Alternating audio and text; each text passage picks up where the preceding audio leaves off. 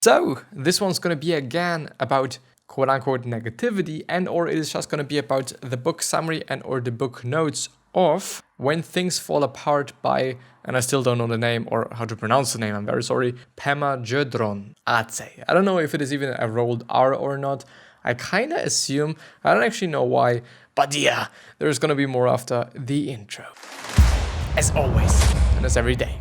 And I'm pumped for this episode, but we're gonna actually go through it quite quickly, the things that I do just want to talk about, the things that I do just have to kind of address.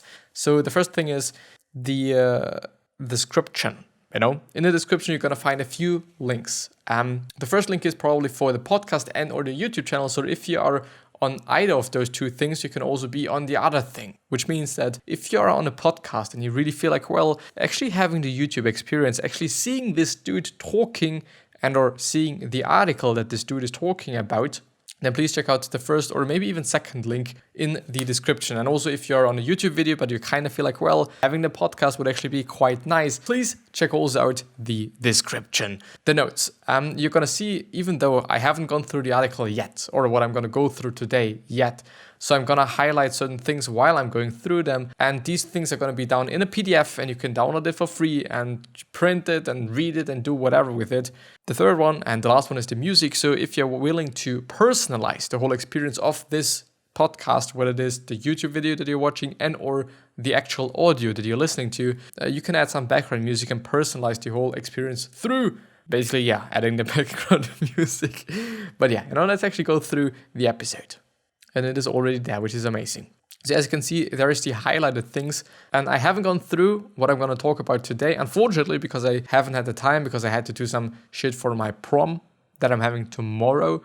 And I'm excited. And I'm really, really looking forward to it. And it is going to be a great day. It's going to be a good thing. So there might be some things that I do not understand and or that I don't know if I should actually go through them. In the end, I'm going to read quite everything. We can't just jump over ourselves as we were not there. And I think it is actually a pretty good example of things that I do not understand.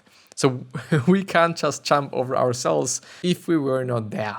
Yes, I think we do just have to work with ourselves and with our fears, since this book is heavily about fears and it is heavily about maybe being on ease with oneself, being on ease with how you are and who you are. And we can't just jump over us in terms of we do just have to work with us. If there's something going on, if we are having a fear, we have to work with it, and then eventually we can overcome it and or jump over it. But it is not just you can immediately do that most often, but we have to acknowledge it and we have to work with it and we have to then in the end also deal with it.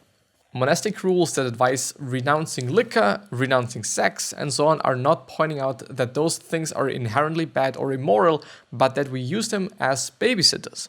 We use them as a way to escape. We use them to try to get comfort and to distract ourselves. Yes, it definitely is the case. And I think, especially when it is about liquor and or drugs in general, it is just a good, quote-unquote, good way to escape reality, to escape what the reality is like. Because, I actually haven't been drunk yet. Maybe tomorrow. I'm gonna see.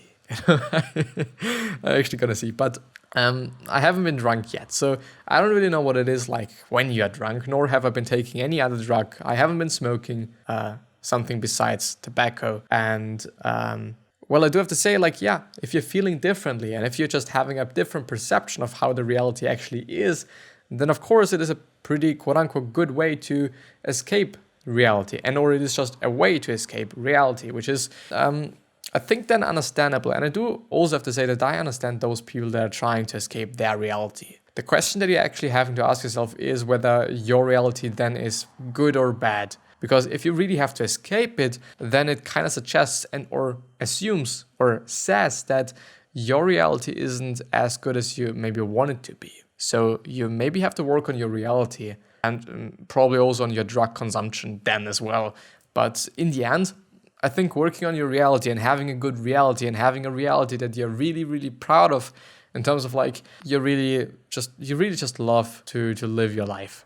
And if you're just able to pull that off, if you're able to do that, then I mean, why would you then be just drinking any longer? Or why would you then be drinking if your life is great? If it is about escapism, if it is about escaping your reality. If it is not, then it's gonna be about something else. But even though, like, habits are kind of often the same things. Begin with hopelessness. Well, all anxiety, all dissatisfactions, all the reasons for hoping that our experience could be different are rooted in our fear of death. I don't know, actually, because I wouldn't say so. It might be something that's really underlying. It might be something that's so deep in us that we're just not thinking about it, at least not consciously, but we're subconsciously thinking about it, and it is just presented to us through those fears and anxieties that we're having. This could actually be the case, but I'm not gonna mark it. I'm not gonna highlight it, so I'm not quite sure. Experience hopelessness, giving up all hope of alternatives to the present moment. Well, I don't like that one. I think that having a lot of options is always good.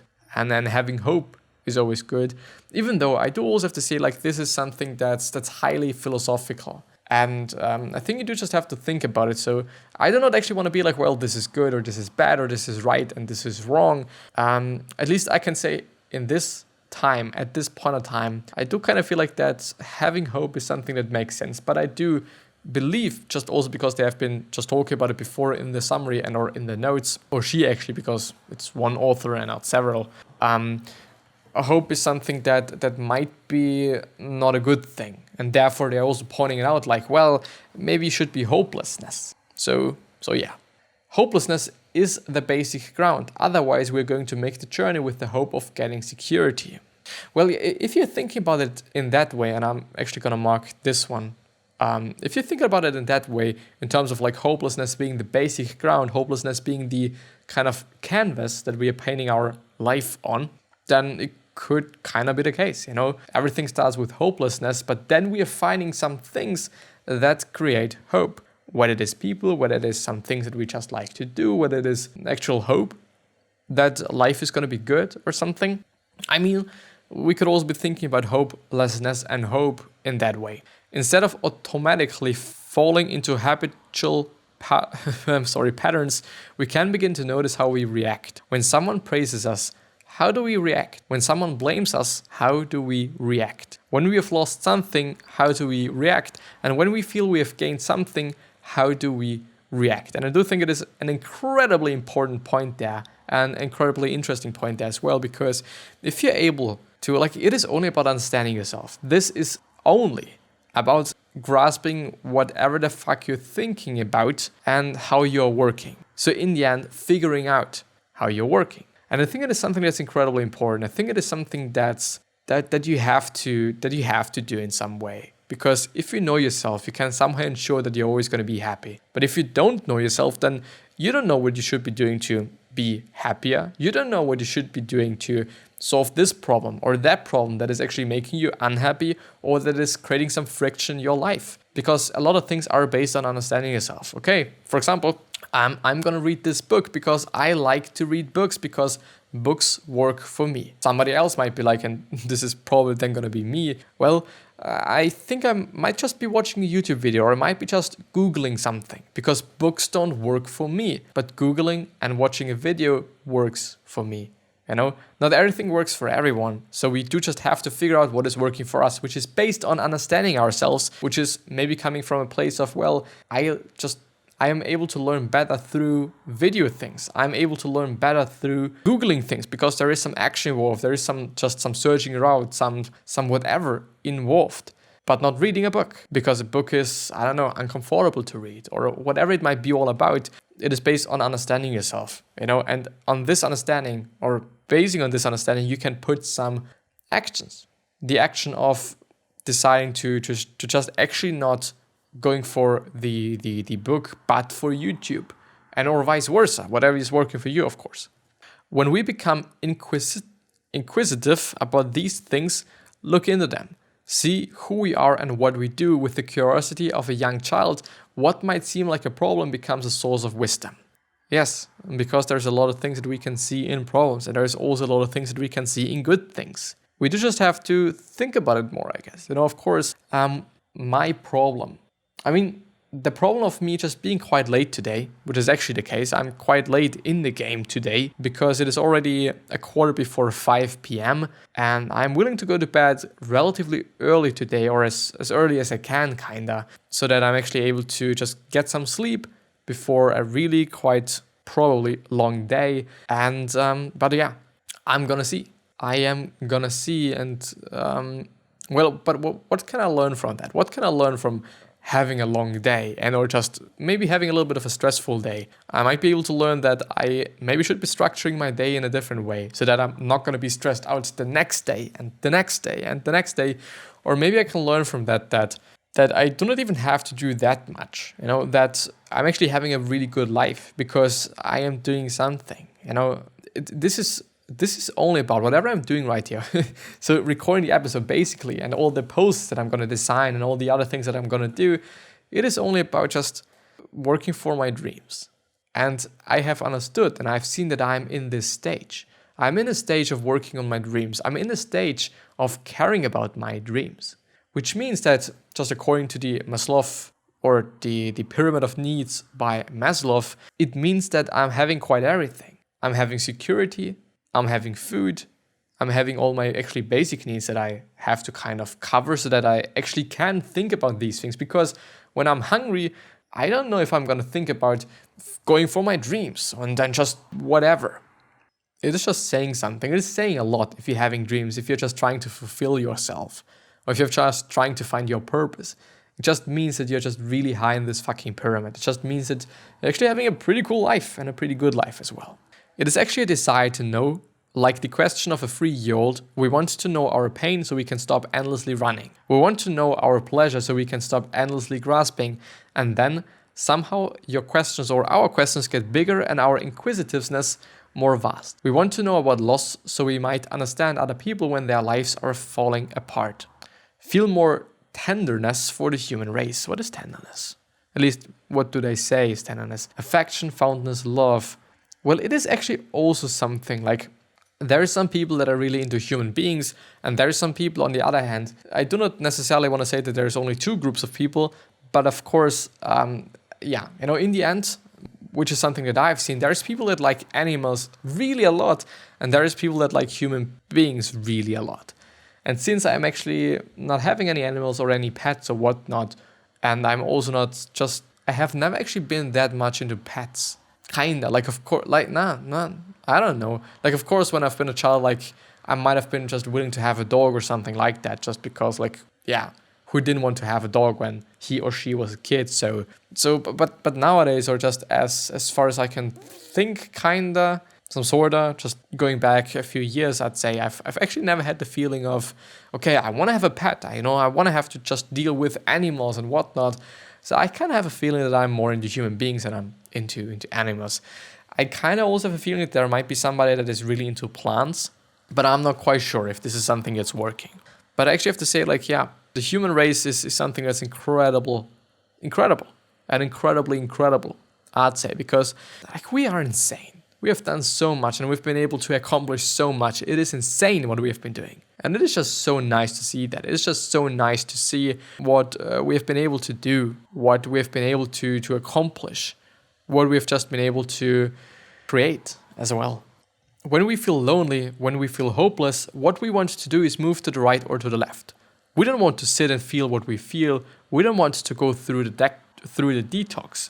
We automatically want to cover over the pain in one way or another, identifying with victory or victimhood. When we can rest in the middle, we begin to have non-threatening relationship with loneliness, a relaxing, cool loneliness. Yeah, we don't like to work through shit. I think, actually, but I'm not quite sure about this, but I think that the human being is actually a really, really lazy fucking being. But I'm not quite sure. Less desire, contentment, avoiding unnecessary activity, complete discipline, not wandering in the world of desire, and not seeking security from one's discursive thoughts. Where there's actually a lot of things that I do appreciate somehow. Less desire, I'm not quite sure. Contentment, what does contentment mean? Content satisfaction, well, I'm not also quite sure. Avoiding unnecessary action, less avoiding yes, I would say so as well. Like, there is some people that really try to, which is not something bad. And I do actually have to say that in some people, I do kind of also appreciate that. And I do quite also admire that. And I find that really, really of an interesting thing. And people that are just trying to avoid everything that is quite unnecessary, whether it is activity, just starting with movements. When somebody finds or thinks that a certain movement can be avoided and it is quite an unnecessary one, they're also going to ditch that, which is something that's quite interesting, which is something that I don't know, to think about actually, since, yeah, it's just interesting. I kind of find it interesting. On the other hand, I'd also say not wandering around, not wandering, well, it is like a double negotiation. No, it's not negotiation, but double negative, quite like less, or is it less desire? No, it's less not wandering in a world of desire, which is like you should be doing more of it, isn't it? But yeah, and not seeking security from one's discursive thoughts. I'm gonna highlight it, even though I'm not quite sure if I should. Be lonely without resolution when everything in us earns or yearns from something to cheer us up. I don't know what it is all about. Be lonely with no alternatives, content to be right here with the mood. Be lonely with no alternatives, content to be right here with the mood. I mean, at least as far as I can understand it, actually, the last one is actually, I think, one that's quite cool. Content to be right here with the mood.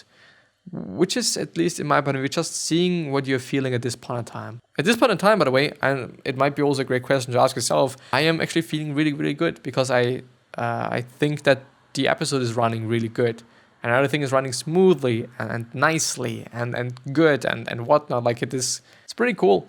I like it. It really is. And I'm actually going to highlight it. And the next one is probably going to be the last one because I don't want to stretch out the episodes that much. Kinda. It might even be a good thing to have more than a 20-minute episode because at this point in time, actually just more or less doing 18-minute episodes, 19-minute episodes, 20-minute episodes, something like that. And of course, through cutting, it is also getting a little bit shorter then. But yeah, obsessively daydreaming of true romance, our minds just go wild trying to come up with compassion to save us from despair. Quite, yeah. I don't even know what despair mean, but what I'm thinking about is that daydreaming is probably a good way to also escape reality and also escape the things that are probably bothering us. Whatever it might be all about, whatever it is, there is definitely something that is bothering you, and daydreaming seems to be a good way to just overcome that and get around that, I'd say. But yeah. I think that this is going to be the end of the episode. So I wish you the best health, of happiness, and all success, and also hope that you're going to remind yourself and you're going to be remembered, which basically means your legacy, which basically means just being a nice person and then being remembered as a nice person. Yeah. And I'm hopefully going to see you the next time. So 3 other questions that I'm having for you are: why are you here? What are you trying to change? And what is bothering you the most? These 3 are hopefully going to show you your purpose and maybe even a business idea. But yeah. Consider subscribing. I'd appreciate that. And I'm hopefully going to see you the next time. So I'll see you. And now everything is broken. I can't even end the episode there as far as I can see. But yeah, it is what it is. It's probably going to end soon. I'm not going to cut that out. I hope that I'm not going to cut that out. Even though it's quite unnecessary. But I just truly hope that you're having a good day. And I'm also just looking forward to recording the other episode that I'm going to record today. I really am looking forward to that. Even though it is just still not working. My rainbow, I don't know what it's called, my rainbow circle from the Mac loading screen is still circulating. Even though, this is going to be the end. So I'm now able to stop it. I'll see you